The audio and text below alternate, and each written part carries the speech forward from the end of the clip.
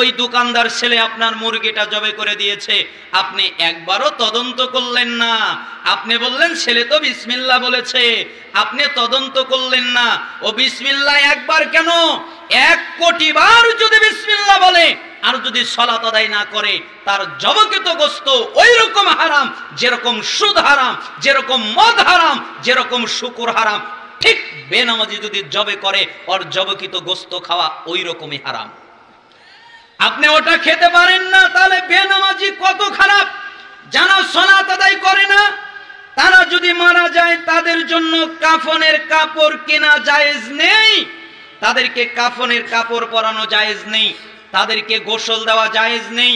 গোসল একবার কেন, 1 কোটি বার যদি গোসল দেওয়া হয় ও কোনোদিন পবিত্র হবে না। ওকে যদি সাবানের মধ্যে চুবিয়ে রাখা হয় তাও পবিত্র হবে না। বেনামাজি যদি মারা যায়, মুসলমানের কবরস্থানে ওকে দাফন করা যায় না। ওকে কবরে রাখার সময় বিসমিল্লাহি ওয়া আলা মিল্লাতি রাসূলিল্লাহ এই বাক্য পাঠ করা যায় না। কোন সালাফরা মজা করে বলেছেন, যদি পড়তেই হয় তাহলে বলবে বিসমিল্লাহি ওয়া আলা মিল্লাতি ইবলিস, আমি তোকে ইবলিসের মিল্লাতে রাখলাম। কেন?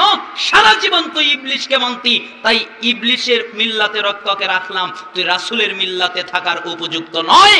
যারা সালাত আদায় করে না তাদের জানাজা নেই, তাদের কেউ জানাজা করতে পারবে না, তাদের জন্য রহমতের দোয়া করতে পারবে না, তাদের জন্য মাগফিরাতের দোয়া করতে পারবে না। মনোযোগ দিয়ে আলোচনা শুনেন। আমার আলোচনার বিষয় কিয়ামতের পূর্বের ফিতনা। কিয়ামতের পূর্বে অনেকগুলো ফিতনা ফাসাদ দেখা দিবে, অনেক জটিল কঠিন কঠিন ফিতনা কিয়ামতের পূর্বে আসবে।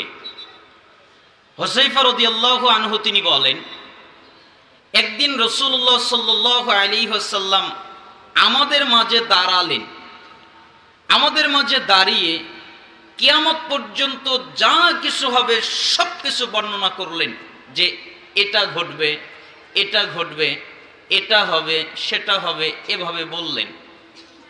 যার মনে রাখার সে মনে রাখলো, যার ভুলে যাওয়ার সে ভুলে গেল। কেউ ওই বিষয়গুলোকে স্মরণ রাখতে পারল, কেউ ওই বিষয়গুলোকে ভুলে গেল। আমার যারা সঙ্গী সাথী আছে তারা জানে যে তার মধ্যে এমন কিছু আছে যা আমিও ভুলে গেছি, কিন্তু সেটা যদি আবার সংগঠিত হতে দেখি আবার আমার মনে পড়ে যায়। যেমন একটা লোক দূরে চলে গেলে মানুষ তার চেহারা ভুলে যায়, আবার তাকে দেখতে পেলে মানুষ তাকে স্মরণ করে নেয়, তাকে দেখার কারণে স্মরণে এসে যায় যে আমি তো লোকটাকে চিনি, কিন্তু দূরে যাওয়ার কারণে ভুলে যায়। ঠিক আমি হুযায়ফা, কিয়ামতের পূর্বে যতগুলো ফিতনা হবে এগুলো আল্লাহর নবী বলেছেন, আমি শুনেছি কিন্তু আমি ভুলে গেছি। ওই ফিতনা যদি আবার ঘটে আমি দেখলে আমার মনে পড়ে যায়। এই হাদিস দ্বারা বোঝা যায় কিয়ামতের পূর্বে অনেক ফিতনা ফাসাদ দেখা দিবে। কিয়ামতের পূর্বে অনেকগুলো ফিতনার একটা জরুরি ফিতনা হচ্ছে, প্রত্যেকটা পরবর্তী যুগ আগের যুগের চেয়ে খারাপ হবে। আপনি যতই বলেন না কেন আজকের যুগ ভালো আছে, আগের যুগটা খারাপ ছিল, এরকম কখনো ঘটবে না। প্রত্যেকটা যুগ পরবর্তী যুগ তার চেয়ে আরো খারাপ হবে, জঘন্য হবে, নোংরা হবে। দিন যতদিন গড়াবে, দিন যতদিন যাবে, ঠিক তত মানুষ অধঃপতনের দিকে অগ্রসর হবে, ভালোর দিকে তারা দেখতে পারবে না।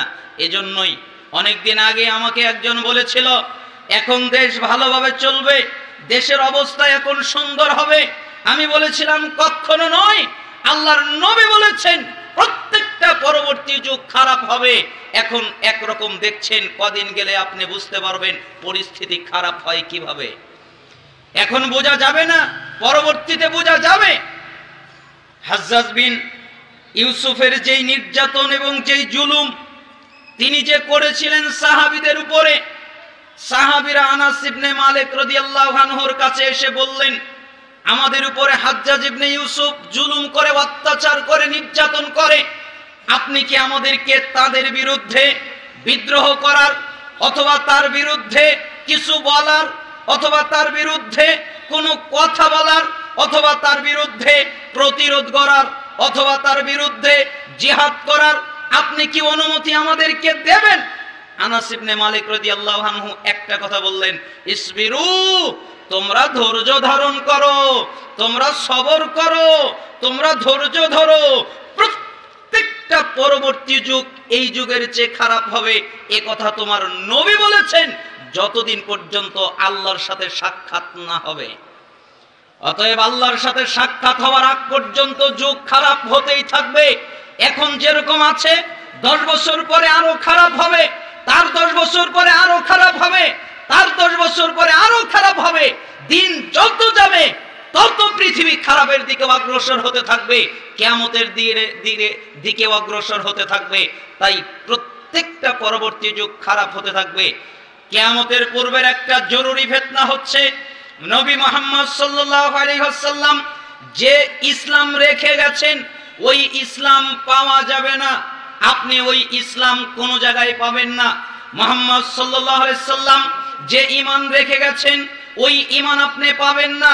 মুহাম্মদ সাল্লাল্লাহু আলাইহি ওয়াসাল্লাম যে সালাত রেখে গেছেন ওই সালাত আপনি পাবেন না। মুহাম্মদ সাল্লাল্লাহু আলাইহি ওয়াসাল্লাম যে যাকাত রেখে গেছেন ওই যাকাত ব্যবস্থা আপনি পাবেন না। যে সিয়াম রেখে গেছেন ওই সিয়াম আপনি পাবেন না। যে হজ রেখে গেছেন ওই হজ আপনি পাবেন না। যত ইবাদত তিনি রেখে গেছেন এগুলো পাবেন না। কেন? মুহাম্মদ সাল্লাল্লাহু আলাইহি ওয়াসাল্লামের রেখে যাওয়া ইসলাম থাকবে না। এটা হচ্ছে কিয়ামতের পূর্বের একটা ফিতনা। উম্মে আবু দারদা রাদিয়াল্লাহু আনহু তিনি বলেন, দাখালা আলাইয়া আবু দারদা ওয়া হুয়া মুগদাবুন। একদিন আবু দারদা রাদিয়াল্লাহু আনহু রাগান্বিত অবস্থায় ঘরে প্রবেশ করলেন। ঘরে যখন প্রবেশ করলেন তখন তার অনেক রাগ, এত রাগ তাকে কখনো দেখা যায়নি। তার মুখে অনেক রাগ, রেগে গেছেন। তিনি ওই অবস্থায় ঘরে প্রবেশ করলেন। যখন তিনি ঘরে প্রবেশ করলেন তখন উম্মে দারদা জিজ্ঞেস করলেন, কি ব্যাপার? মা আগদাবাক, কি হয়েছে আপনার?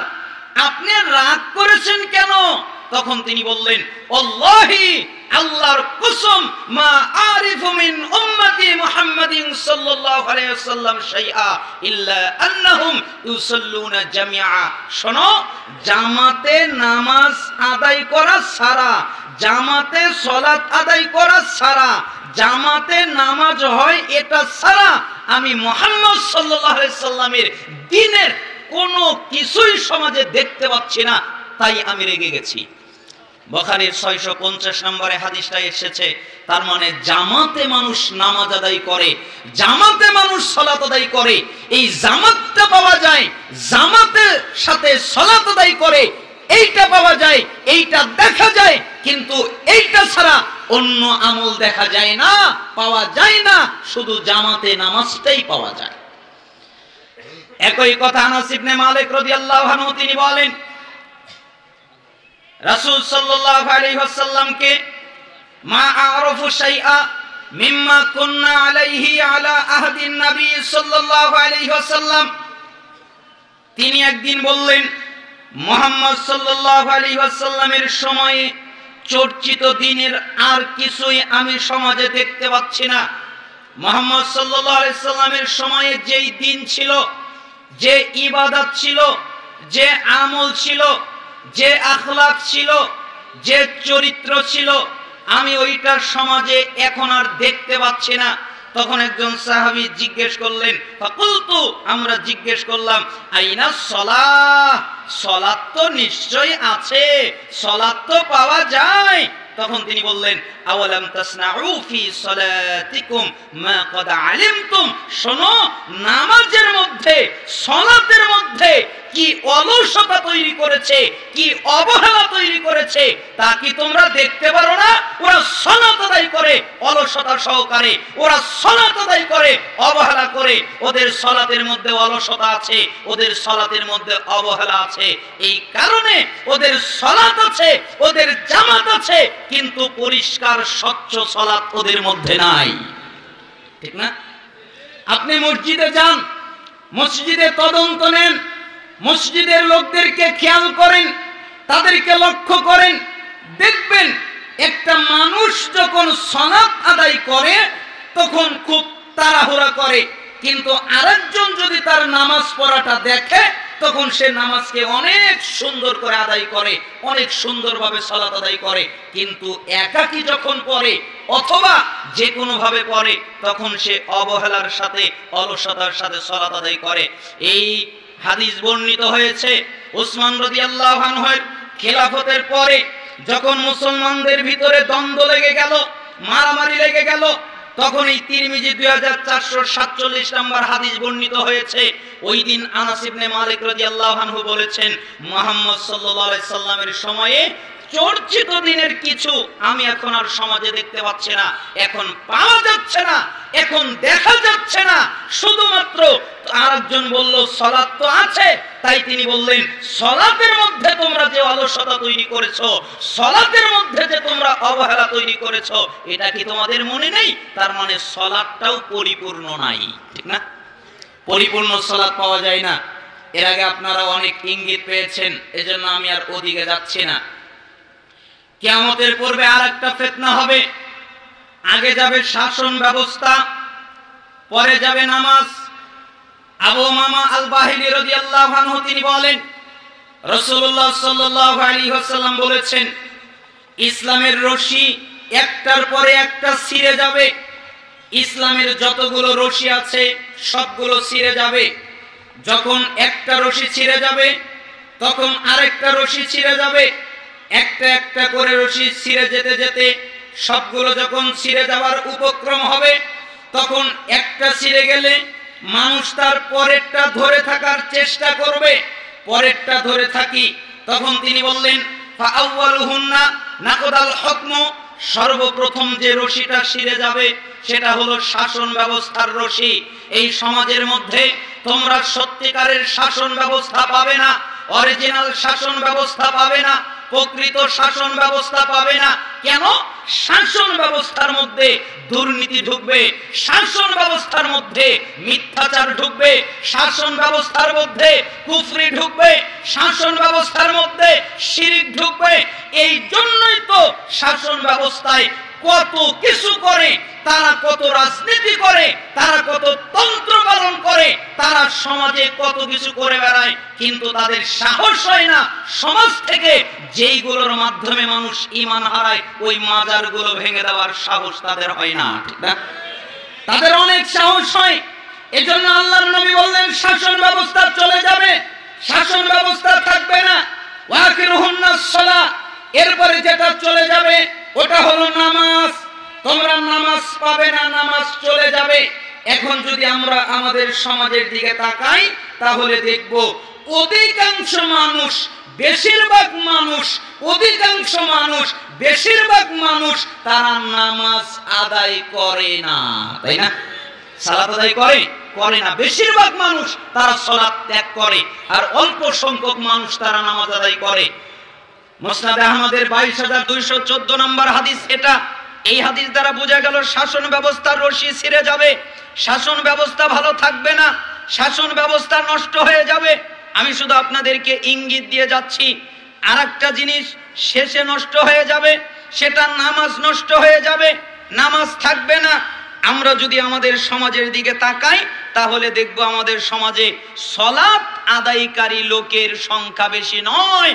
আর এই লোকদের আকীদা এমন, শুধুমাত্র আমরা মানুষ নয়, কিছু আলেম তারা বলছে যে সালাত আদায় না করলেও তারা মুসলিম। কেন? তারা তো অস্বীকার করে নাই, তাই না? কাজে অস্বীকার তো করে নাই, স্বীকার তো করেছে যে নামাজ পড়া লাগবে, এই জন্য তারা মুসলমান, তাদেরকে কাফের বলা যাবে না। আমার প্রশ্ন হলো, আল্লাহর নবী কোন হাদিসে বলেছেন যারা সালাত অস্বীকার করবে তারা কাফের? অথবা আল্লাহর নবীর সাহাবীরা কোন বাক্যে বলেছেন যারা সালাত অস্বীকার করবে তারা কাফের? অথবা সাহাবীদের পরবর্তী প্রজন্ম তাবিরা তারা কোন বাক্যে বলেছেন যারা সালাত অস্বীকার করবে তারা কাফের?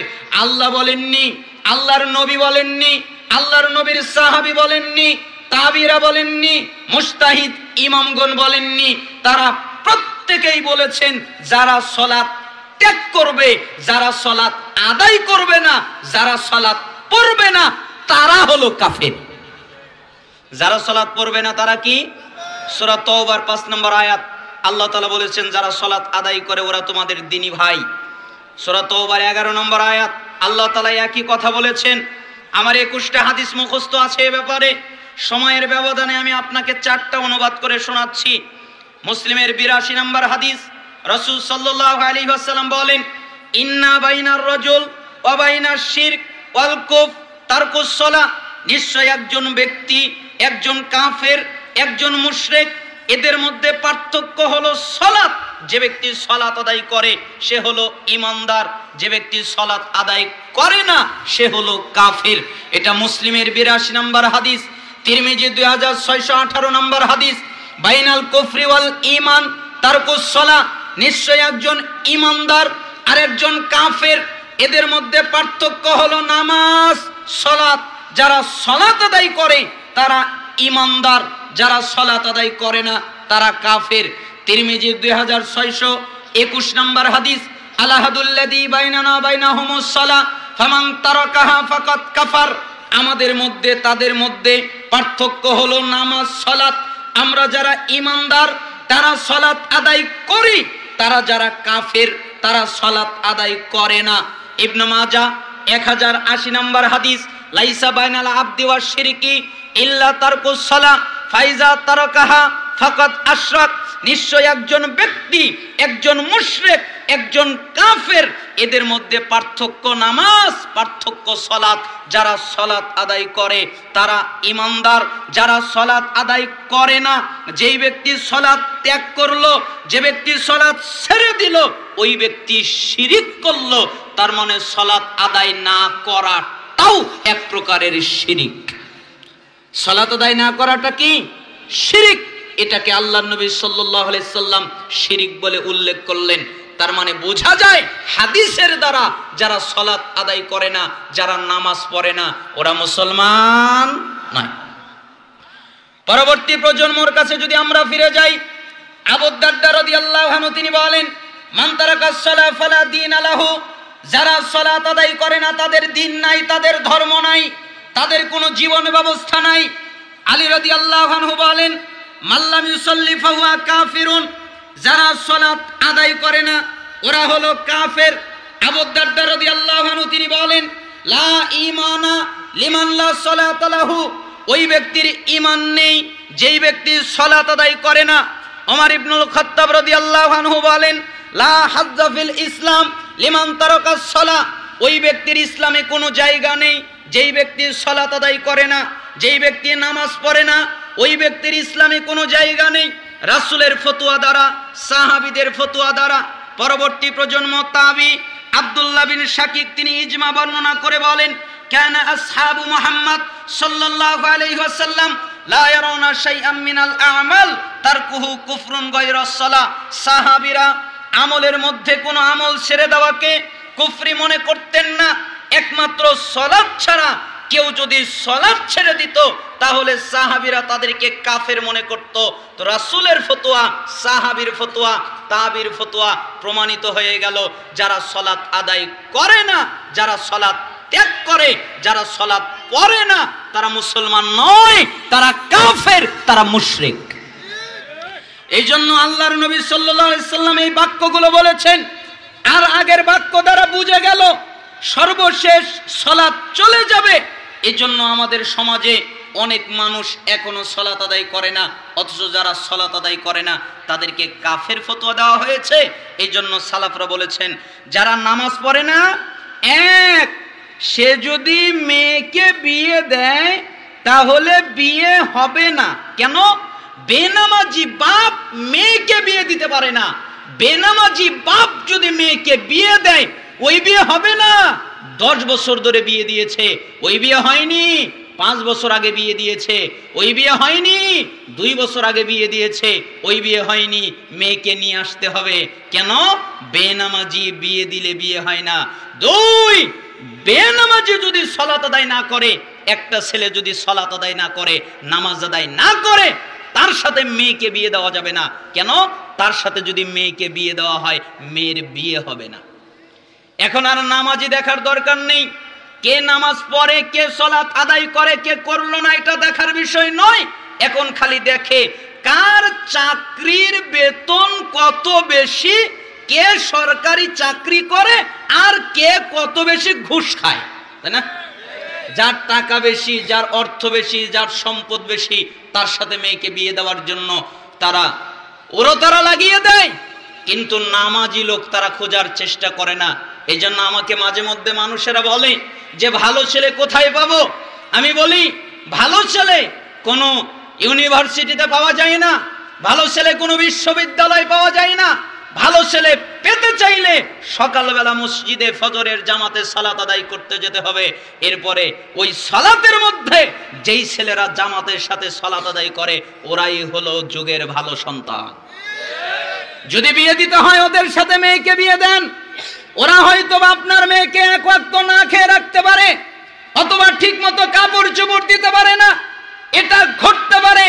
কিন্তু ওই ছেলে আপনার মেয়ের উপরে জীবনে কোনোদিন জুলুম করবে না, অত্যাচার করবে না, নির্যাতন করবে না।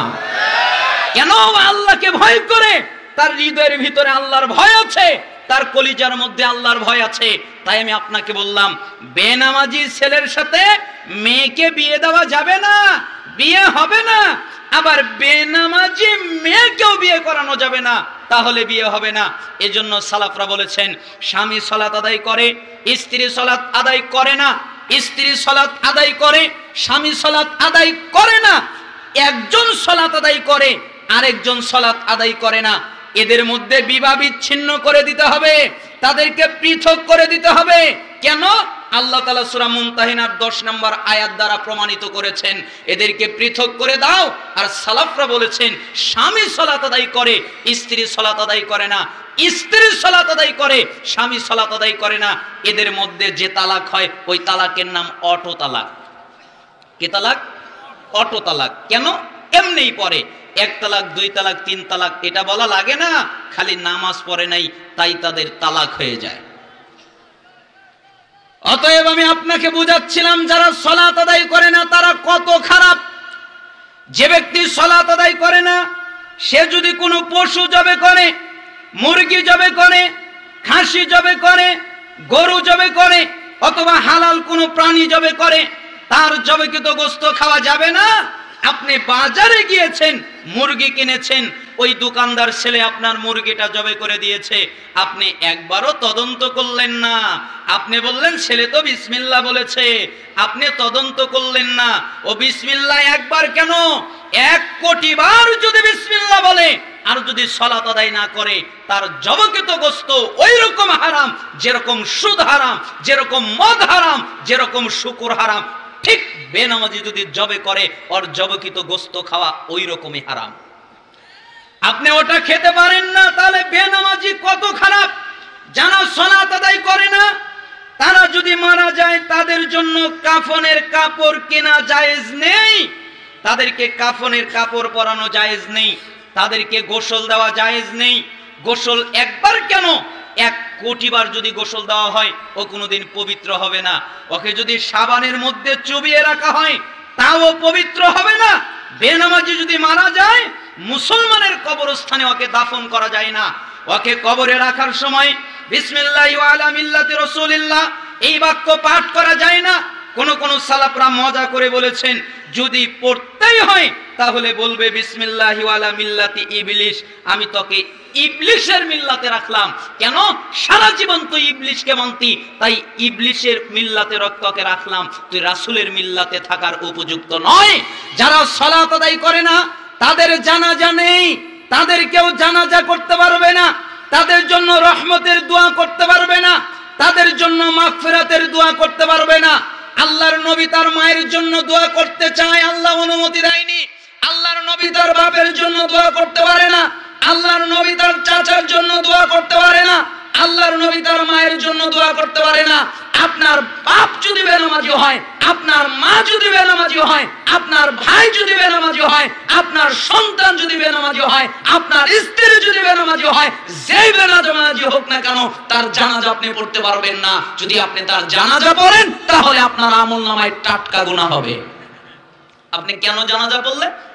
এজন্য আল্লাহর নবী বললেন সালাত চলে যাবে, এটা সর্বশেষ চলে যাবে।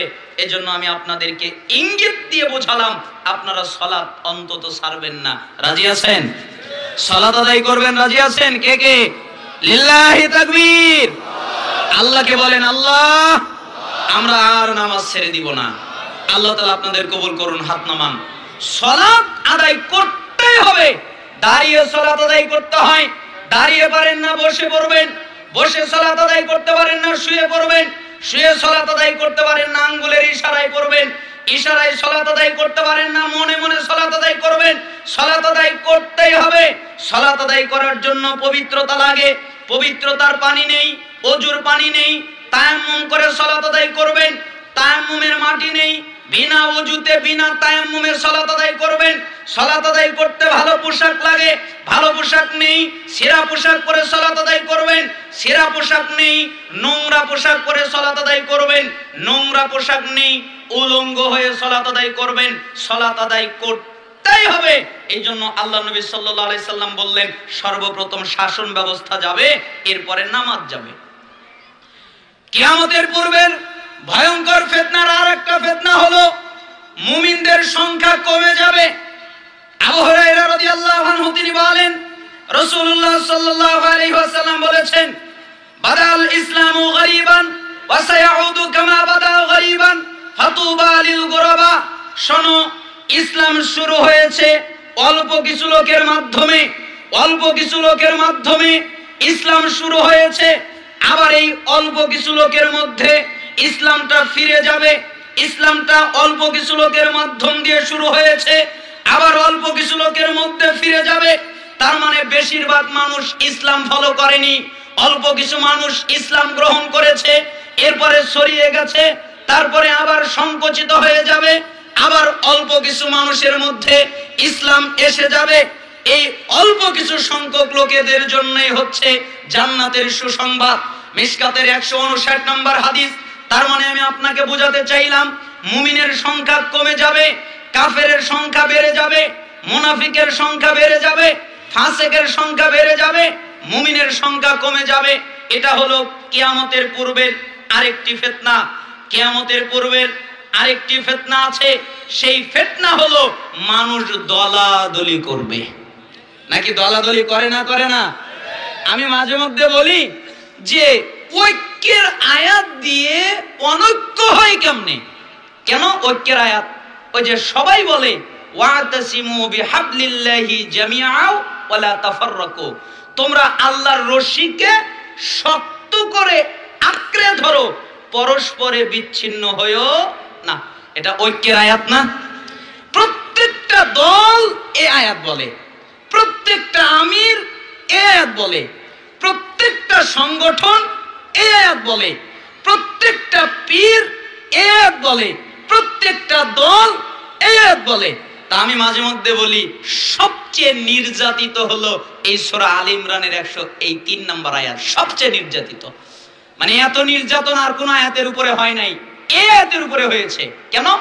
সবাই এই আয়াত দিয়ে ঐক্যবদ্ধ করে। আচ্ছা আপনারা বলেন তো, এই আয়াত দিয়ে কি ঐক্যবদ্ধ হচ্ছে নাকি আরো বিভক্ত হচ্ছে? আরো বিভক্ত হচ্ছে। যে আয়াত দ্বারা ব্যাখ্যা করে সেই বলে যে আপনারা সবাই ঐক্যবদ্ধ হন। কিভাবে? আমার তরিকায় আসেন, আমার দলে আসেন, আমারটা মেনে নেন, আমারটা গ্রহণ করেন, আমার তরিকা ফলো করেন, আমার আমিরকে মানেন, আমার নেতাকে মানেন, আমার শাসককে মানেন। এই কথা বলে প্রত্যেকে এই আয়াতের উপরে নির্যাতন করে। আমি ভাবছিলাম আল্লাহর নবী সাল্লাল্লাহু আলাইহি সাল্লামের উপরে তো এই আয়াত নাজিল হয়েছে। আমি ভাবলাম যে আয়াত তো রাসূলের উপরে নাজিল হয়েছে, তাহলে তো তিনি অবশ্যই এর ব্যাখ্যা করেছেন। না আপনারা কি মনে করেন ব্যাখ্যা করেন নাই? তাহলে তার ব্যাখ্যাটার প্রয়োজন, তিনি কি ব্যাখ্যা করলেন তাহলে ওইটা জানি, তাহলেই তো আমাদের অনৈক্য শেষ হয়ে যায়। আমি সহিহ তারগিব ওয়াত তারহিবের 39 নম্বরে একটা হাদিস পেয়ে গেলাম। রাসূল সাল্লাল্লাহু আলাইহি সাল্লাম বলেন, আলাইসা তাশহাদুনা আন লা ইলাহা ইল্লাল্লাহ ওয়াহদাহু লা শারীকা লা ওয়া আন্নী রাসূলুল্লাহ ওয়া আন্নাল কুরআনা জাআ মিন ইনদিল্লাহ। হে সাহাবীরা, তোমরা কি সাক্ষ্য দাও না এই কোরআন আল্লাহ ছাড়া সত্যিকার কোনো ইলাহ নেই, আল্লাহ একমাত্র ইলাহ, সত্যিকারের ইলাহ, তিনি এক অদ্বিতীয়, তিনি ছাড়া সত্যিকারের কোনো ইলাহ নাই। তোমরা কি এই সাক্ষ্য দাও না? আমরা বললাম জি, আমরা এই সাক্ষ্য দেই। আচ্ছা তোমরা কি বলো না আমি আল্লাহর রসুল? সাহাবীরা বললেন জি আমরা বলি, আপনি আল্লাহর রসুল। আচ্ছা তোমরা কি বলো না এই কোরআনটা আল্লাহর কাছ থেকে এসেছে? এ কথা কি তোমরা বলো না? হ্যাঁ আমরা বলি এই কোরআন আল্লাহর কাছ থেকে এসেছে। তখন আল্লাহর নবী বললেন, ফাআবশিরু, তোমরা সুসংবাদ গ্রহণ করো। ফাইন্না হাযাল কুরআন তারফু বিয়াদিল্লাহ ওয়া তারফু বিআইদিকুম ফাতামাসসাকু বিহি ফাইন্নাকুম লান তুহলাকু ওয়া লান তাদিল্লু বাদাহু আবাদা। শোনো, এই কোরআনের এক অংশ আল্লাহর হাতে, আরেক অংশ তোমাদের হাতে। এই কোরআনের রশির একটা অংশ আল্লাহর হাতে, আরেকটা অংশ তোমাদের হাতে। তোমরা যদি এই কোরআনকে আঁকড়ে ধরো কখনোই গোমরাহ হবে না, কখনোই পথভ্রষ্ট হবে না। বলেন তো আল্লাহর নবী কি আঁকড়ে ধরতে বলেছেন? কোরআন। তাহলে ওয়াতাসিমু বিহাবলিল্লাহি জামিআ ওয়া লা তাফাররাকু, তোমরা আল্লাহর রশিকে শক্ত করে আঁকড়ে ধরো। এর অর্থ হলো তোমরা কোরআনকে শক্ত করে আঁকড়ে ধরো। কিন্তু আমরা কি বানিয়েছি? আমিরকে শক্ত করে আঁকড়ে ধরো, অলিকে শক্ত করে আঁকড়ে ধরো, ওই ব্যক্তিকে শক্ত করে আঁকড়ে ধরো, তমুক ব্যক্তিকে শক্ত করে আঁকড়ে ধরো। আমরা এটা বানিয়েছি। অথচ উচিত ছিল আল্লাহর কোরআনকে শক্ত করে আঁকড়ে ধরা। কেন? আপনি যদি আল্লাহর কোরআনকে শক্ত করে আঁকড়ে ধরেন তাহলে কখনো গোমরাহ হবেন না, কখনো পথভ্রষ্ট হবেন না। ইরবাদ বিন সারিয়া রাদিয়াল্লাহু আনহু তিনি একটা হাদিস উল্লেখ করেছেন। তিনি বলেন, ওয়াদানা রাসূলুল্লাহ সাল্লাল্লাহু আলাইহি ওয়াসাল্লাম মাওয়াইদাতান ওয়াজিলাত মিনহাল কুলুব ওয়া যারাফাত মিনহাল উয়ুন ফাকুলনা ইয়া রাসূলুল্লাহ কান্নাহা মাওইদাতু মুআদ্দিন ফাআউসিনা। আল্লাহর নবীর সাহাবী ইরবাদ বিন সারিয়া বলেন, একদিন আল্লাহর নবী ফজরের পরে আমাদের মধ্যে বের হয়ে আসলেন। এরপরে তিনি আমাদের সামনে আলোচনা করলেন, আমাদের সামনে কথা বললেন। এমন আলোচনা করলেন, এমন কথা বললেন, তাতে আমরা ভয় পেয়ে গেলাম আর আমাদের চক্ষু দিয়ে টস টস করে পানি পড়তে লাগলো। আমরা কেঁদে দিলাম, আমরা ভয় পেয়ে গেলাম। কেন? আল্লাহর নবীর আলোচনা শুনে মনে হলো তিনি আর বেশি দিন বাঁচবেন না, তিনি আর বেশি দিন আমাদের মধ্যে থাকবেন না। তাই আমরা ভয় পেয়ে গেলাম, আমাদের চক্ষু দিয়ে পানি পড়তে লাগলো। তাই আমরা বললাম, আল্লাহর নবী জি আপনি তো চলে যাবেন, তাহলে আপনি আমাদেরকে কিছু নসিহত করেন, আমাদেরকে কিছু ওসিয়ত করেন, আমাদেরকে কিছু আমল করার কথা বলেন, আমাদেরকে কিছু পালন করার কথা বলেন। তখন মুহাম্মদ সাল্লাল্লাহু আলাইহি সাল্লাম বললেন, শোনো, উসিকুম বিতাকওয়াল্লাহ, আমি তোমাদেরকে আল্লাহকে ভয় করার উপদেশ দিচ্ছি। কাকে ভয় করার উপদেশ? আল্লাহকে। কেন এই কথা বললেন? তিনি তো চাইলে অন্য কথা বলতে পারতেন, আরো কথা বলতে পারতেন, আরো কিছু জানাতে পারতেন, কিন্তু তিনি না বলে এ কথা কেন বললেন? কারণ মুহাম্মদ সাল্লাল্লাহু আলাইহি সাল্লাম জানতেন একটা মানুষের হৃদয়ের মধ্যে যদি আল্লাহর ভয় থাকে, একটা মানুষের কলিজার মধ্যে যদি আল্লাহর ভয় থাকে, ও সুদ খেতে পারে না, ও ঘুষ খেতে পারে না, ও জিনা করতে পারে না, ও ব্যভিচার করতে পারে না, ও মিথ্যা বলতে পারে না, ও গীবত করতে পারে না, ও বেপরদায় চলতে পারে না, ও কোনো হারামের সাথে জড়িত থাকতে পারে না। কেন? ওর হৃদয়ের মধ্যে আল্লাহর ভয় আছে। তাই আল্লাহর ভয়ের উপদেশ দিলেন, আমি তোমাকে আল্লাহকে ভয় করার উপদেশ দিচ্ছি, আল্লাহকে ভয় করো। ওয়াইন তাআম্মারা আলাইকুম আবদুন ওয়া ইন্নাহু মান ইয়াইশ মিনকুম বাদি, আর শুনে রাখো, ওয়াসসামাই ওয়াত তাআ, আর তোমরা যারা বেঁচে থাকবে শুনে রাখো, তোমরা নেতার কথা শুনবে তারপরে মানবে, উল্টা করো না। নেতা বলেছে ওর মাথা ফাটাও, তুমি গিয়ে ওর মাথা ফাটালে। নেতা বলেছে ওকে মারধর করো, তুমি গিয়ে ওকে মারধর করলে। নেতা বলেছে এটা করো, তুমি গিয়ে এটা করলে। নেতা বলেছে সেটা করো, তুমি গিয়ে সেটা করলে। হুজুর বলেছে এটা করো, তুমি গিয়ে ওটা করলে না। আগে নেতার কথা শুনবে, হুজুরের কথা শুনবে, আমিরের কথা শুনবে, শাসকের কথা শুনবে, নেতার কথা শুনবে। যদি দেখো কথা সত্য, কথা সঠিক, তারপরে মানবে। আর যদি দেখো কথা ব্যাঠিক, তাহলে মানার দরকার নেই। ওয়াইন তাআম্মারা আলাইকুম আবদুন, একজন কৃতদাস যদি তোমাদের নেতৃত্ব দেয়, তাহলেও তোমরা তার কথা শুনবে, তারপরে মানবে। ওয়াইন তাআম্মারা আলাইকুম আবদুন ওয়া ইন্নাহু মান ইয়াইশ মিনকুম বাদি ফাসায়ারা ইখতিলাফান কাসীরা ফাআলাইকুম বিসুন্নতি ওয়া সুন্নাতিল খুলাফাইর রাশিদিন আল মাহদিয়্যিন আদ্দু আলাইহা বিন নওয়াজিজ। শোনো, তোমরা যারা আমার পরে বেঁচে থাকবে, আমি আর বেশি দিন বেঁচে থাকবো না, আমি তোমাদের মধ্যে থেকে চলে যাব। আমার পরে সাহাবীরা, তোমরা যারা বেঁচে থাকবে, তারা দেখতে পারবে অনেক মতভেদ, অনেক মতানৈক্য, একজনের সাথে আরেকজনের মিল নেই। একজন এক কথা বলে, আরেকজন আরেক কথা বলে। একজন এদিকে বলে, আরেকজন ওদিকে বলে। একজন বলে এটা ঠিক, আরেকজন বলে ওটা ঠিক। চারজন চারদিক থেকে ডাকে, একজনের সাথে আরেকজনের মিল নেই। তখন ওই অবস্থায় তোমরা যখন পড়ে যাবে, তখন তোমাদের উপরে কর্তব্য হলো কোন হুজুরের দিকে ফলো করা নয়, কোন শাইখের দিকে ফলো করা নয়, কোন পীরের দিকে ফলো করা নয়, কোন তরিকার দিকে ফলো করা নয়, কোন আমিরের দিকে ফলো করা নয়। তখন তোমাদের উপরে অবশ্যই কর্তব্য হলো আমার সুন্নাত আর আমার সাহাবীদের খুলাফায়ে রাশিদিনের সুন্নাত তোমরা শক্ত করে মারির দাঁত দিয়ে কামড়ে আঁকড়ে ধরে থাকবে। বলেন তো, ইখতিলাফের সময় কি আঁকড়ে ধরতে হয়? সুন্নাত আঁকড়ে ধরতে হয়। আর আমরা ইখতিলাফের সময় কাকে আঁকড়ে ধরি? হুজুরকে। যে যে হুজুরকে ভালোবাসে সে ওই হুজুরকে আঁকড়ে ধরে। অথচ মুহাম্মদ সাল্লাল্লাহু আলাইহি সাল্লাম বললেন, আমার সুন্নাতকে আঁকড়ে ধরবে, আর আমার খোলাফায়ে রাশিদিন যেই সুন্নাত রেখে গেছেন ওটাকে আঁকড়ে ধরবে। খোলাফায়ে রাশিদিনের সুন্নাতের অর্থ আলাদা কিছু নয়। মুহাম্মদ সাল্লাল্লাহু আলাইহি সাল্লাম যেটা বলেছেন, সাহাবীরা যেটা বলেছেন, তা একই। অতএব তোমরা তাকে আঁকড়ে ধরবে। আর দিনের মধ্যে নতুন কিছুর আবিষ্কার করবা না, নতুন কিছু তৈরি করবা না, নতুন কিছু সৃষ্টি করবা না। ইবাদতের নামে নতুন কিছুর আবিষ্কার করা, নতুন কিছুর সৃষ্টি করা।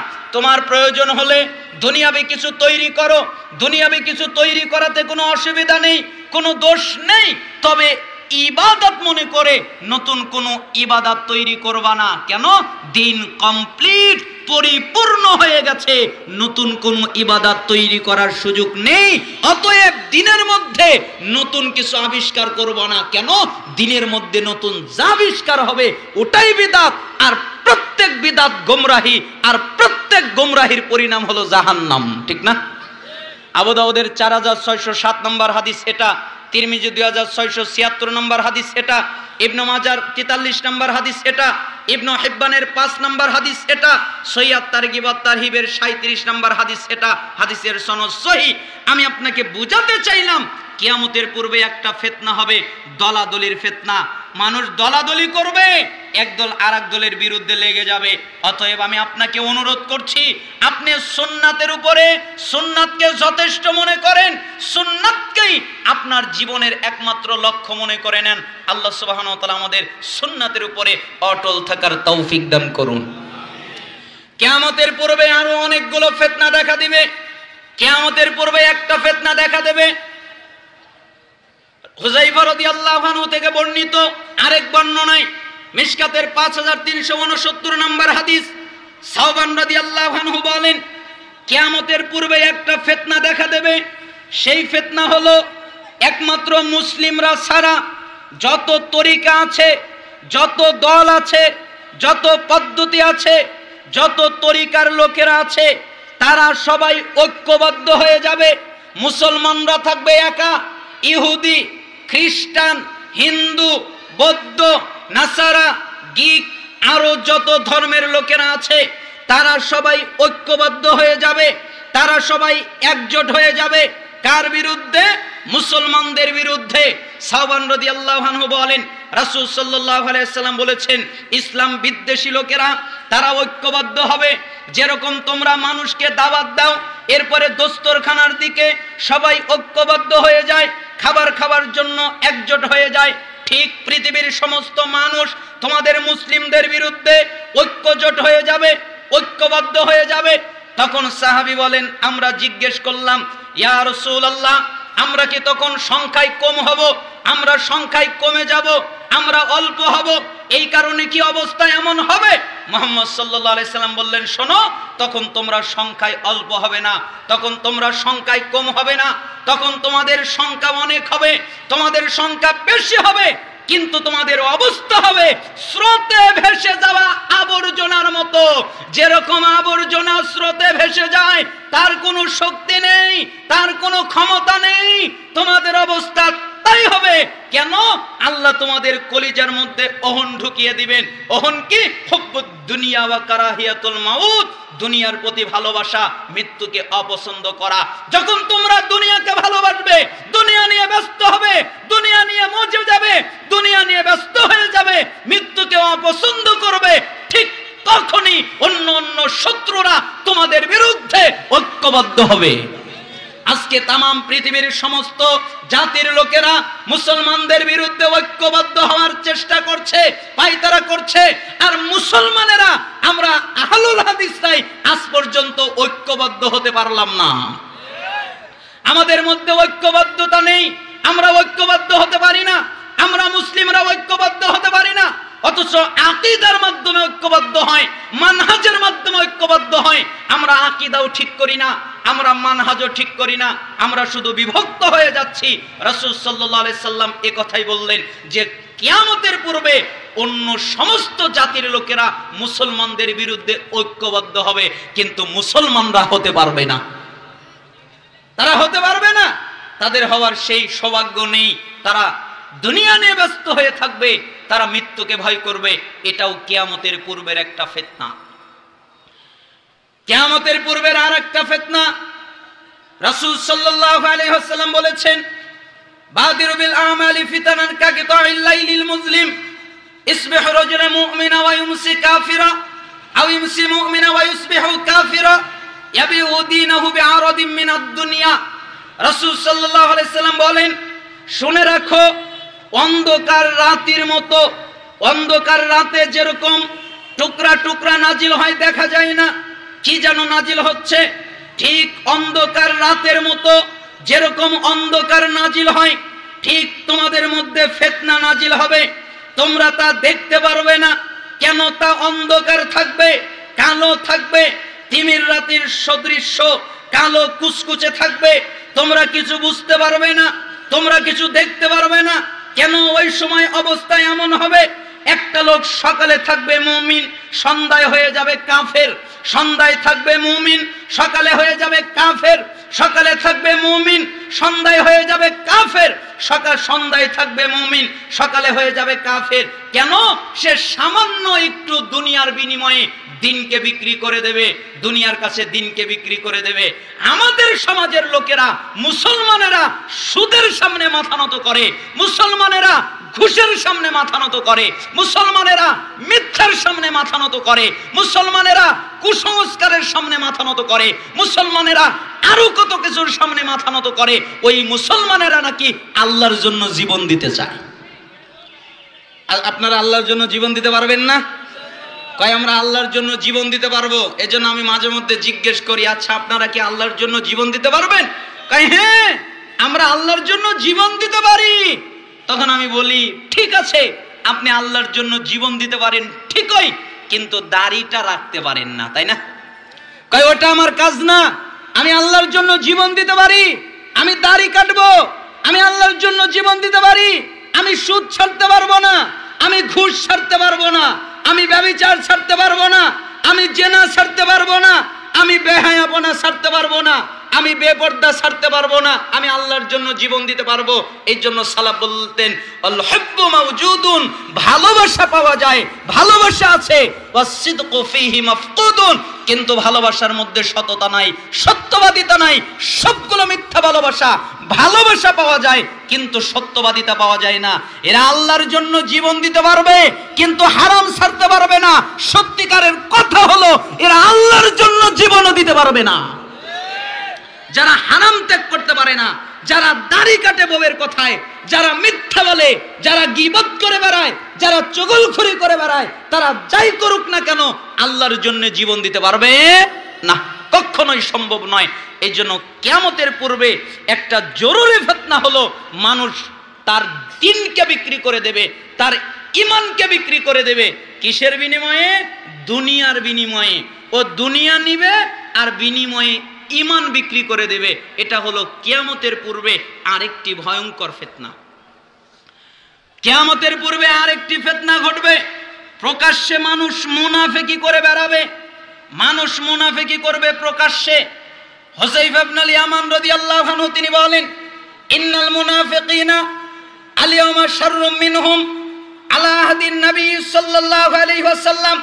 শোনো, আল্লাহর নবী সাল্লাল্লাহু আলাইহি সাল্লামের সময়ের মুনাফিকদের চাইতে এখনকার মুনাফিক আরো খারাপ, আরো জঘন্য, আরো বর্বর, আরো নিকৃষ্ট। আল্লাহর নবীর যুগের মুনাফিকরা যারা ছিল তারা যত খারাপ ছিল, তারা যত জঘন্য ছিল, তারা যত নিকৃষ্ট ছিল, এখনকার মুনাফিক যারা তারা আরো বেশি নিকৃষ্ট, তারা আরো বেশি খারাপ। কেন? কানু ইয়াউমা ইদিন ইউসিরুনা ওয়াল ইয়াউমা ইয়াজহারুন। কারণ তারা ওই সময় মুনাফিকি করত গোপনে, যেন মানুষ না দেখে। আর আজকের সময়ের মুনাফিকেরা ওরা মুনাফিকি করে প্রকাশ্যে, যেন মানুষ মুনাফিকি দেখে। ঠিক না? তারা করত গোপনে, সাহাবীরা করত গোপন, সাহাবীদের সময়ের মুনাফিকরা করত গোপনে মুনাফিকি। তারা মুনাফিকিকে ঢেকে রাখতো, তারা গোপনে করত। কিন্তু আজকের যুগে মানুষ গোপনে করে না, আজকের যুগে মানুষ প্রকাশ্যে মুনাফিকি করে। বুখারীর 7113 নম্বর হাদিস এটা। তার মানে আমি আপনাকে বোঝাতে চাইলাম কিয়ামতের পূর্বের যতগুলো ফিতনা পতিত হবে তার মধ্যে এটাও একটা গুরুত্বপূর্ণ ফিতনা, যে প্রকাশ্যে মুনাফিকি চলবে, মানুষ মুনাফিকি করে বেড়াবে। মানুষ দেখলেই মনে হবে এটা টাটকা মুনাফিক, এটা মুনাফিক, ওটা মুনাফিক, মানুষকে দেখেই মনে হবে মুনাফিক। আরে রাসূল সাল্লাল্লাহু আলাইহি সাল্লামের সময়ে ছোট্ট একটা পাপকে সাহাবীরা মনে করতেন আমাদের মাথার উপরে কত বড় যেন একটা পাহাড় রয়েছে, কখন যেন পড়ে যায় আর আমাদের ক্ষতি হয়ে যায়। আর আমরা কত বড় বড় পাপ করি, কত বড় বড় অন্যায় করি, কত বড় বড় জুলুম করি, অথচ আমাদের কোনো ভয় নেই, আমাদের কোনো ডর নেই। ঠিক না? আল্লাহ সুবহানাহু ওয়া তাআলা আমাদেরকে কিয়ামতের পূর্বের ফিতনাগুলো বুঝার তৌফিক দান করুন। এই বিষয়ে আরো অনেক আলোচনা করা যায়।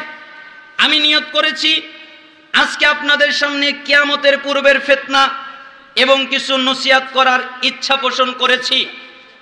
আপনাদেরকে কিছু নসিহত করার ইচ্ছা আমার আছে। তার মধ্যে একটা জরুরি পর্যায়ের নসিহত আমি সবাইকে করি, এটা আমি জরুরি মনে করি। কেন আমি করি? একটা হাদিস আপনাকে অনুবাদ করে আমি আমার উল্লেখিত আবার বিষয়ের দিকে চলে যাব। হাদিসটা খুব আজীব একটা হাদিস। কেন আজীব হাদিস বলা হয়? কারণ এরকম হাদিস সচরাচর পাওয়া যায় না, এরকম হাদিস সচরাচর দেখা যায় না। কেন? কারণ মুহাম্মদ সাল্লাল্লাহু আলাইহি সাল্লাম প্রত্যেকটা হাদিসের মধ্যে সাহাবীদেরকে ইঙ্গিত করেছেন, সাহাবীরা জি তোমরা এই আমলটা করো, আমার উম্মতেরা তোমরা এই আমলটা করো। কিন্তু মুহাম্মদ সাল্লাল্লাহু আলাইহি ওয়াসাল্লাম এই হাদিসের মধ্যে কোনো সাহাবীকে ইঙ্গিত করেননি, কোনো উম্মতকে ইঙ্গিত করেননি। স্বয়ং জিবরাইল আমিন আল্লাহর নবীকে ইঙ্গিত করলেন। সাহল ইবনে সাদ তিনি বলেন, যা জিবরিল আলাইহিস সালাম ইলান নবী সাল্লাল্লাহু আলাইহি ওয়াসাল্লাম। একদিন জিবরাইল আমিন আল্লাহর নবীর কাছে আসলেন। এরপরে আল্লাহর নবীকে বললেন, আল্লাহর নবী জি আমি আপনাকে কিছু কথা বলবো, আমি আপনাকে কিছু ওসিয়ত করব, আমি আপনাকে কিছু নসিহত করব, আমি আপনাকে কিছু পালন করার কথা বলবো। আপনি কি ওসিয়তটা শুনবেন? আপনি কি নসিহতটা শুনবেন? আপনি কি তা পালন করবেন? মুহাম্মদ সাল্লাল্লাহু আলাইহি সাল্লাম বললেন, হ্যাঁ জিবরাইল আমিন আপনি যা বলবেন আমি তা পালন করব, আপনি যা বলবেন আমি তা গ্রহণ করব, আপনি যা বলবেন আমি তা শুনব। আপনি কি বলার প্রয়োজন আছে আমাকে বলেন। তখন জিবরাইল আমিন মুহাম্মদ সাল্লাল্লাহু আলাইহি সাল্লামকে বললেন, ইয়া মুহাম্মদ, হে মুহাম্মদ, ইসমা শিতা ফা ইন্নাকা মাইতুন। শুনেন, আপনি যতদিন খুশি জীবন যাপন করেন, কিন্তু মনে রাখেন আপনি মারা যাবেন। বলেন তো কি হবে? মারা যাবে। কে মারা যাবে? মুহাম্মদ সাল্লাল্লাহু আলাইহি সাল্লাম। আর আমাদের দেশের এক শ্রেণীর লোকের আকীদা হলো যে আল্লাহর নবী মরে নাই, তাই না? আকীদা কয় আল্লাহর নবী মরে নাই। আর এই হাদিসের মধ্যে বলা হচ্ছে, হে নবী আপনি মারা যাবেন। মুহাম্মদ সাল্লাল্লাহু আলাইহি ওয়াসাল্লাম যার থাকার অনুমতি ছিল পৃথিবীতে, তিনি পৃথিবীতে থাকতে পারেননি। অতএব কারো পক্ষে সম্ভব নয় পৃথিবীতে টিকে থাকা। যাকে অনুমতি দেওয়া হয়েছিল, আপনি ইচ্ছা করলে পৃথিবীতে থাকতে পারেন, আপনি ইচ্ছা করলে চলে যেতে পারেন, তবে আল্লাহ আপনার জন্য অপেক্ষা করছেন। মুহাম্মদ সাল্লাল্লাহু আলাইহি সাল্লাম বললেন, আমি আল্লাহর কাছে চলে যেতে রাজি আছি। আল্লাহর কাছে চলে গেলেন, মৃত্যুবরণ করলেন। সেই মুহাম্মদ সাল্লাল্লাহু আলাইহি সাল্লাম তিনি দুনিয়ায় থাকতে পারেননি। অতএব কারো পক্ষে দুনিয়ায় থাকা সম্ভব নয়। সবচেয়ে দামি কথা, সবচেয়ে বাস্তব কথা, সবচেয়ে সত্য কথা, আস্তিক বলেন, নাস্তিক বলেন, মুরতাদ বলেন, ইহুদি বলেন, খ্রিস্টান বলেন, গ্রিক বলেন, হিন্দু বলেন, অগ্নিপূজক বলেন, অথবা যত ধর্মের লোকেরা আছে, অথবা যত জাতির লোকেরা আছে, যত ধর্মের লোকেরা আছে, তারা যদি পৃথিবীর সবকিছুকে অস্বীকার করে, একটা জিনিসকে অস্বীকার করতে পারে না, সেটার নাম হলো মৃত্যু, তাই না? মৃত্যুকে কি কেউ অস্বীকার করতে পারে? কখনোই নয়। কারণ মৃত্যু হবেই। এই জন্য আপনার এত দাপট কিসের? আপনার এত ক্ষমতা কিসের? আপনার দাপটের কারণে আপনার চেয়ারে কেউ বসতে পারে না। আপনার ক্ষমতার কারণে আপনার ঘরে কেউ ঢুকতে পারে না। আপনার দাপটের কারণে আপনার শরীরের পোশাক কেউ ছুঁতে পারে না। আপনার আসবাবপত্র কেউ ছুঁতে পারে না। আপনারটা কেউ নিতে পারে না। কিন্তু আপনি মনে রাখেন, আজকে যদি মারা যান, তাহলে আপনি যদি রাতের বেলা ঘুমিয়ে যান, যদি ঘুম থেকে জেগে ওঠেন, তাহলে আপনি সকাল পাবেন। আর যদি ঘুম থেকে জেগে না ওঠেন, তাহলে আপনি পরকালে চলে যাবেন। ঘুম ভাঙলে সকাল, ঘুম না ভাঙলে পরকাল। আপনার কিসের দাপট? যেদিন আপনি মৃত্যুবরণ করবেন, যেদিন আপনি মারা যাবেন, ওই দিন আপনাকে টেনে আপনার ঘর থেকে বের করে দেওয়া হবে। আপনি একবারের জন্য বলতে পারবেন না, আমার ঘর থেকে আমাকে টেনে বের করে কে, এ কথা বলার ক্ষমতা থাকবে না। আপনার আসবাবপত্র অন্যরা দখল করে নেবে, আপনার ক্ষমতা থাকবে না। আপনার গায়ে যে পোশাকটা রয়েছে, এই পোশাকটা খুলে ফেলা হবে। আপনি বলতে পারবেন না, আমার পোশাক খুলে ফেলে কে, এ কথা বলার ক্ষমতা আপনার থাকবে না। আপনাকে কাপড় দিয়ে ঘিরে নেওয়া হবে, পানি দিয়ে গোসল দেওয়া হবে। আপনি বলতে পারবেন না, পানিটা গরম হয়ে গেছে, আর একটু পানি ঠান্ডা হলে ভালো হতো, এ কথা বলার ক্ষমতা আপনার থাকবে না। আপনার জানাজার সালাত আদায় করার জন্য নিয়ে যাওয়া হবে, পরিস্থিতি উল্টে গেছে। মানুষ মরলে আপনি তাদের জানাজার সালাত আদায় করতেন, আজকে পরিস্থিতি উল্টে গেছে। মানুষজন আপনার জানাজার সালাত আদায় করার জন্য এসেছে, আপনি কিছু বলতে পারবেন না। আপনাকে কবরস্থানে নিয়ে যাবে, আপনাকে দাফন করা হবে, আপনি একবারের জন্য বলতে পারবেন না, আহ আহ আহ আজকে শেষবারের মতো দুনিয়ার আসমানটা দেখে নেই, আর তো কোনোদিন দুনিয়ার আসমান দেখতে পারবো না, এ কথা আপনি বলতে পারবেন না। আপনার ক্ষমতা থাকবে না, আপনার ক্ষমতা নষ্ট হয়ে যাবে, হারিয়ে যাবে। এই কথা বলার ক্ষমতা আপনার থাকবে না, অধিকার আপনার থাকবে না। আপনি বলতে পারবেন না দুনিয়ার আসমানটা দেখে নেই। কেন? আপনি মৃত্যুবরণ করেছেন, আপনার কোনো ক্ষমতা নেই। এই জন্য জিবরাইল আমিন নবীকে বললেন, আল্লাহর নবী যতদিন খুশি জীবন যাপন করেন, কিন্তু মনে রাখেন আপনি মৃত্যুবরণ করবেন।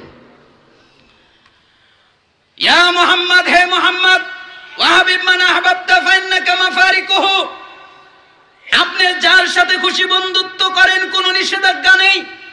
আপনি যার তার সাথে বন্ধুত্ব করতে পারেন, কোনো অসুবিধা নেই, কোনো নিষেধাজ্ঞা নেই। কিন্তু মনে রাখেন, আপনি যেদিন মারা যাবেন, আপনি যেদিন মৃত্যুবরণ করবেন, আপনার যেদিন মরণ হবে, ওই দিন আপনাকে কবরে একা যেতে হবে। কেউ আপনার সাথে যাবে না, আপনার কোনো বন্ধু আপনার সাথে যাবে না, আপনিও আপনার বন্ধুর সাথে যাবেন না, ঠিক না? আচ্ছা জোরে বলেন ঠিক কিনা? আপনার বন্ধু আপনার সাথে কবরে যাবে, আপনি আপনার বন্ধুর সাথে কবরে যাবেন। সবচেয়ে দামি নিঃস্বার্থ ভালোবাসা পৃথিবীতে যদি কেউ বাসে, তাহলে সে হলো মা। মায়ের মতো নিঃস্বার্থ ভালোবাসা কেউ বাসে না।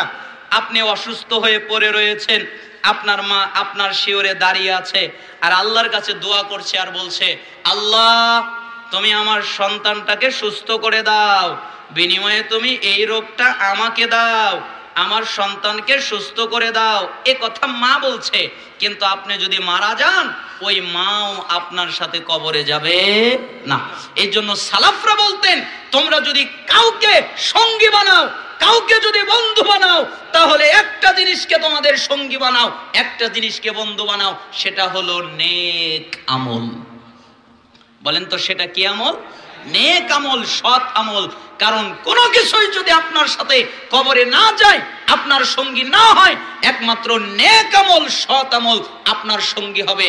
তাই মুহাম্মদ সাল্লাল্লাহু আলাইহি সাল্লামকে বললেন, আল্লাহর নবী জি আপনি যার সাথে খুশি বন্ধুত্ব করেন, কিন্তু মনে রাখেন আপনি যেদিন মারা যাবেন ওই দিন আপনাকে একাকী কবরে যেতে হবে। আপনিও একা যাবেন আর আপনার বন্ধুরাও একা যাবে, কেউ কাউকে নিয়ে যেতে পারবে না। টাকা পয়সা নিতে পারবেন না, ধন সম্পদ নিতে পারবেন না, কোনো ব্যক্তিকে নিতে পারবেন না, একাই যেতে হবে। ইয়া মুহাম্মদ, হে মুহাম্মদ, ওয়ামাল মা শিতা ফাইন্নাকা মাজজিয়ুন বিহি। মাজজিয়ুন মুজজান দুটাই পড়া যায়।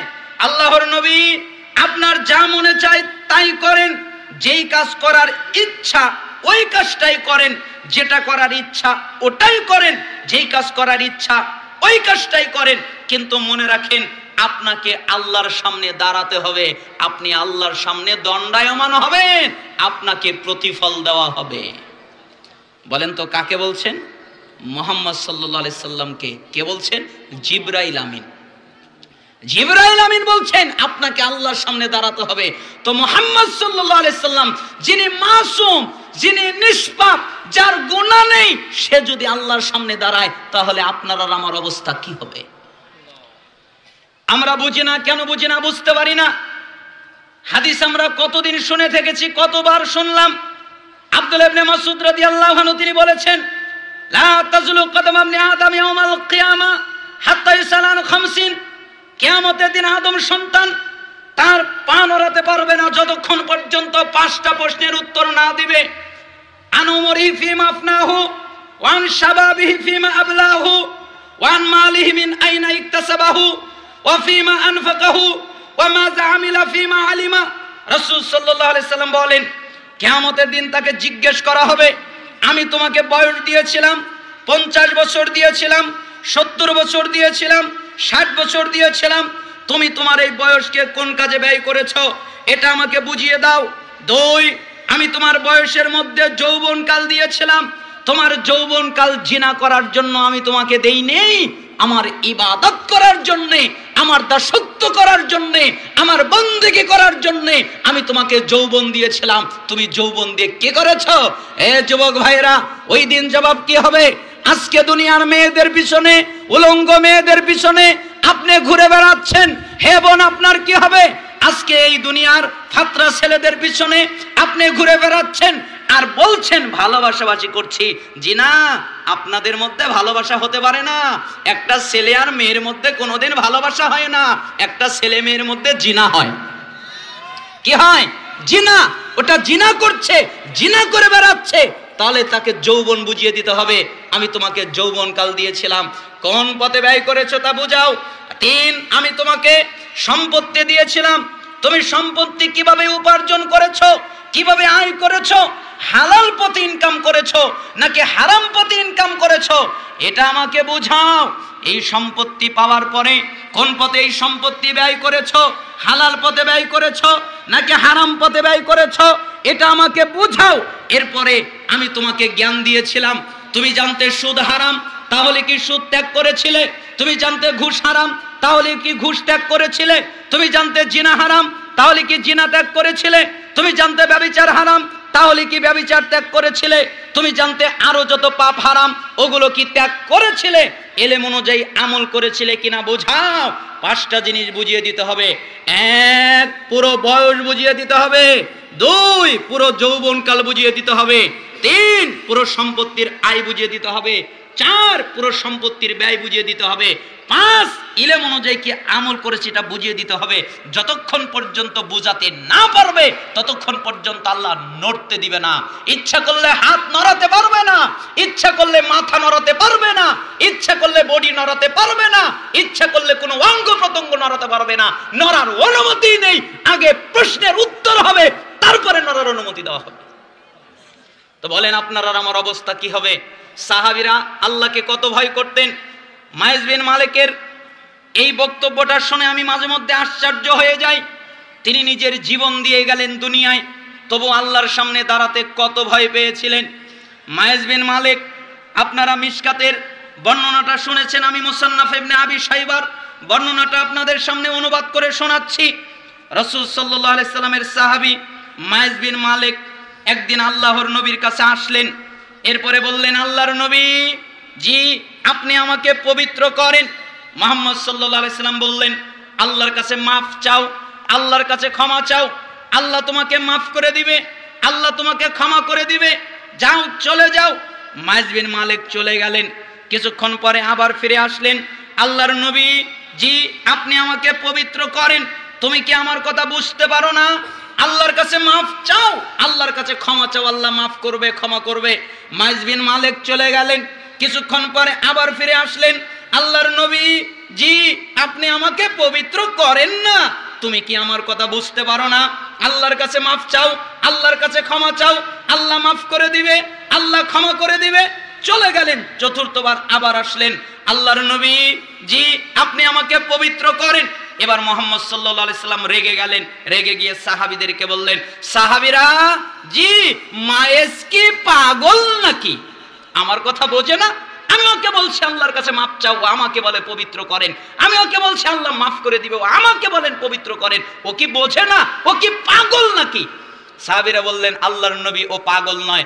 ও বুঝেছি বুঝেছি, মায়ে যে মনে হয় মদ পান করেছে, এই জন্য বিবেকটা হারিয়ে গেছে, তাই আমার কথা বুঝতে পারতেছে না।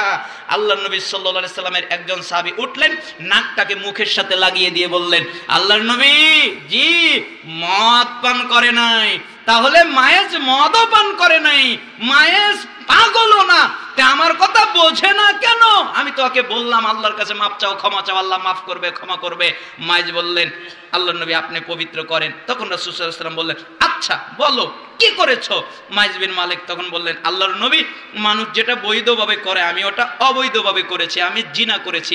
রাসূল সাল্লাল্লাহু আলাইহি ওয়াসাল্লাম এ বাক্য বললেন। মিশকাতে এই শব্দটা নেই, মুসান্নাফ ইবনে আবি শাইবায় অতিরিক্ত এই শব্দটা এসেছে। ইস, কতই না ভালো হতো আমাকে যদি না জানাতে। আমি তোমাকে বললাম আল্লাহর কাছে মাফ চাও, ক্ষমা চাও, তুমি না করে আমাকে জানিয়ে ফেললে, কতই না ভালো হতো আমাকে যদি না জানাতে। জানা হয়ে গেছে, এখন বিচার হবে। মায়েজ, এ সাহাবীরা, জি মায়েজ বিন মালিককে মাটিতে গাড়ো, পাথর মেরে মেরে তাকে রক্তাক্ত করে মেরে ফেলে দাও, তাকে হত্যা করে ফেলে দাও। মায়েজ বিন মালিক মৃত্যুবরণ করতে রাজি ছিলেন। তিনি দুনিয়া থেকে চলে গেলেন। রক্ত লেগে সাহাবীদের গায়ে লেগে গেল, তাই সাহাবীরা অভিশাপ করা শুরু করলেন। তখন রাসূল সাল্লাল্লাহু আলাইহি সাল্লাম সাহাবীদেরকে বললেন, সাহাবীরা, জি এই মায়েজ বিন মালিক যেই তওবা করেছে, এই তওবা तमाम পৃথিবীর সমস্ত মানুষের মধ্যে যদি বন্টন করে দেওয়া হয়, পৃথিবীর মানুষের তওবা লাগবে না, মায়েজের এক তওবা দিয়ে পৃথিবীর মানুষ মুক্তি পেয়ে যাবে। তুমি কি মনে করেছো এটা মায়েজের তওবা? মায়েজ আল্লাহর সামনে দাঁড়াতে ভয় পেত। আমি জিনা করেছি, আল্লাহর সামনে কিভাবে দাঁড়াবো? আমি পাপ করেছি, আল্লাহর সামনে কিভাবে দাঁড়াবো? অতএব আমার দুনিয়ায় বিচার হয়ে যাক, যেন আল্লাহর সামনে আমাকে দাঁড়াতে না হয়, এটা মায়েজের ভয়। অতএব আমি আপনাকে বোঝাতে চাচ্ছিলাম, আল্লাহর সামনে দাঁড়াতে ভয় পান, তাই জিবরাইল আমিন মুহাম্মদ সাল্লাল্লাহু আলাইহি সাল্লামকে বললেন, আল্লাহর নবী আপনি যা খুশি তাই করেন। আল্লাহর নবীর সাথে তো আর খারাপ বাক্য লাগাতে পারি না, তাই আমাদের দিকে টেনে নিয়ে এসে বলতে পারি, আব্দুল্লাহ ইচ্ছা করলে চুরি করো, ইচ্ছা করলে ডাকাতি করো, ইচ্ছা করলে সুদ খাও, ইচ্ছা করলে ঘুষ খাও, ইচ্ছা করলে জিনা করো, ইচ্ছা করলে ব্যভিচার করো, ইচ্ছা করলে মিথ্যা বলো, ইচ্ছা করলে গীবাত করো, আরো যত পাপ আছে সব করো, কিন্তু মনে রাখো একদিন তোমাকে আল্লাহর সামনে দাঁড়াতে হবে, অতএব সাবধান। আচ্ছা, আপনারা কি মনে করেন দাঁড়াতে হবে না? হবে না? আরো জোরে বলেন, দাঁড়াতে হবে না? হবে না? যেহেতু দাঁড়াতে হবে, অতএব সাবধান।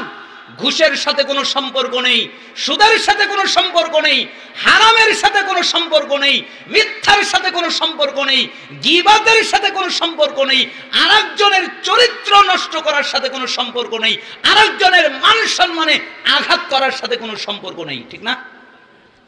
আপনারা তো জানেন, মুসলিমের একটা হাদিস এসেছে, 2564 নম্বর হাদিস। এত চমৎকার হাদিস, আমি মাঝে মধ্যে পড়ি আর বলি, এত চমৎকার কথা মুহাম্মদ সাল্লাল্লাহু আলাইহি সাল্লাম উম্মতকে দিলেন, আর উম্মত এই হাদিস অনুযায়ী নিজেরা চলতে পারলো না। যেখানে আবু হুরায়রা রাদিয়াল্লাহু আনহু বললেন, মুসলমানদের একটা সৌন্দর্য তিনি বর্ণনা করছেন। রাসূল সাল্লাল্লাহু আলাইহি সাল্লাম বলেন, লা তাহাসাদু, তোমরা পরস্পরে হিংসা করো না, ওয়ালা তানাজাসু, একজনের মধ্যে গিয়ে আরেকজন দালালি করে দাম বাড়ায়া দিও না, ওয়ালা তাবাগাদু, তোমরা নিজেদের মধ্যে বিদ্বেষ রেখো না, ওয়ালা তাদাবারু, তোমরা কেউ কারো পিছনে নিও না, পিছু পিছু গিয়ে পিছনে নিয়ে তার দোষ খোঁজার চেষ্টা করো না, ওয়ালা ইয়াবি বাদুকুম আলা বাইবাত, তোমরা কারো কেনা বেচার সময় আগ বেড়ে কোনো কিছু কিনতে যাও না। কেন? তোমার ভাই একটা জিনিস কিনছে, তুমিও যদি ওই জিনিসটা কেনো তাহলে তোমার ভাই কষ্ট পেয়ে যাবে, তুমি এই কাজটা করো না। ওয়াকুনু ইবাদাল্লাহি ইখওয়ানা, তোমরা সবাই আল্লাহর বান্দা, ভাই ভাই হয়ে যাও। আল মুসলিম আখুল মুসলিম, মুসলমান মুসলমানের ভাই। লা ইয়াজলিমুহু, মুসলমান মুসলমানের উপরে জুলুম করতে পারে না। ওয়ালা ইয়াখযুলুহু, মুসলমান মুসলমানকে তুচ্ছ তাচ্ছিল্য করে সহায় সম্বলহীন ভাবে ছেড়ে দিতে পারে না। ওয়ালা ইয়াকযুবুহু, মুসলমান মুসলমানের সাথে মিথ্যা বলতে পারে না। ওয়ালা ইয়াহকিরুহু, মুসলমান মুসলমানকে তুচ্ছ তাচ্ছিল্য করতে পারে না। আত-তাকওয়া হাহুনা ওয়ায়ুশিরু ইলা সাদরিহি সালাসা মাররাতিন, এরপর রাসূল সাল্লাল্লাহু আলাইহি ওয়াসাল্লাম বললেন, তাকওয়া এখানে, তাকওয়া এখানে, তাকওয়া এখানে।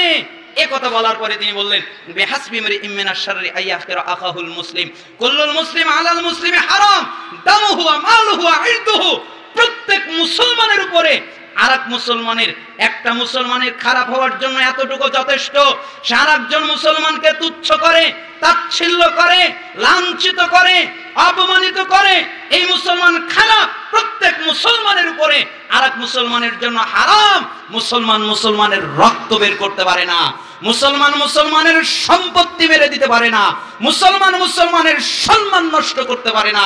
তার মানে আমি আপনাকে বোঝাচ্ছিলাম, আপনি এই পাপ করতে পারেন না। কেন? আপনাকে আল্লাহর সামনে দাঁড়াতে হবে, ঠিক না? অতএব জিবরাইল আমিন এরপরে বললেন, আল্লাহর নবী, উপদেশ এখনো শেষ হয় নাই। শরফুল মুমিন কিয়ামুল লাইল, আপনি কি জানেন মুমিনের সম্মান কি? মুমিনের সম্মান হলো রাতে সালাত আদায় করা। যারা রাতে সালাত আদায় করে তাদের সম্মান আছে। ওয়া ইজ্জুহু ইস্তিগনাউহু আনিন নাস, এবং তার ইজ্জত হলো মানুষের কাছে না চাওয়ার মধ্যে। আমি এখানেই রেখে দিচ্ছি, 5টা কথা বললেন। 1, আপনি যতদিন খুশি জীবন যাপন করেন, কিন্তু মনে রাখেন আপনি মৃত্যুবরণ করবেন। 2, আপনি যার সাথে খুশি বন্ধুত্ব করেন, কিন্তু মনে রাখেন আপনি তাকে ছেড়ে চলে যাবেন। 3, আপনি যা খুশি কাজ করেন, কিন্তু মনে রাখেন আপনাকে আল্লাহর সামনে দাঁড়াতে হবে। 4, আপনি যদি সম্মান চান তাহলে রাতে কিয়াম করবেন, সালাত আদায় করবেন। 5, আপনি যদি ইজ্জত চান তাহলে মানুষের কাছে কিছু না চেয়ে আল্লাহর কাছে চাইবেন। এই হাদিসটা শুআবুল ঈমান 10058 নম্বরে এসেছে, কানজুল উম্মালের 21388 নম্বরে এসেছে, মুস্তাদরেক হাকিমে 7921 নম্বরে এসেছে, সিলসিলা সহিহায়ের 831 নম্বরে এসেছে। ইমাম হাকিম রাহিমাহুল্লাহ এই হাদিসকে সহিহ বলেছেন, এবং ইমাম আলবানী রাহিমাহুল্লাহ তিনিও এই হাদিসকে সহিহ বলেছেন। যাই হোক, আমরা বলছিলাম কিয়ামতের পূর্বের ফিতনার উপরে আলোচনা করছিলাম, আমরা কিছু নসিহত করলাম। আল্লাহ সুবহানাহু ওয়া তাআলা আমাদেরকে এর উপরে যেগুলো সঠিক সত্য তার উপরে আমল করার তৌফিক দান করুন, এবং যা ভুল ভ্রান্তি হয়ে গেছে তা শয়তানের পক্ষ থেকে, তা থেকে আল্লাহ তাআলা আমাদেরকে হেফাজত করুন। আপনারা শাইখের আলোচনা মন ভরে শুনবেন। আল্লাহ সুবহানাহু ওয়া তাআলা আপনাদেরকে বারাকা দান করুন। ওয়া আখিরু দাওয়ানা আলহামদুলিল্লাহি রাব্বিল আলামিন। আসসালামু আলাইকুম ওয়া রাহমাতুল্লাহি।